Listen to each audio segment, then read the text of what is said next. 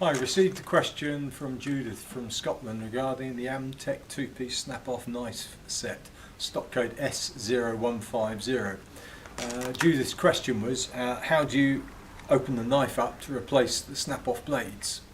Okay, Judith, I've chosen the larger of the knives. You get two in the pack, a smaller one and this larger one. Basically the same operation exists for both. This end cap here pulls off.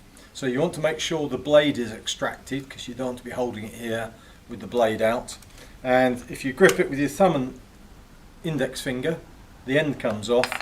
If you now depress this black knob that holds the blade in, pull it out part way, and you can remove this end cap, slide the blade out, then when replacing it, put your new blade in, engage the little pip here on the end of the knife and slide it back in on the ratchet, replace the end cap like that. There's the new blade ready to be used.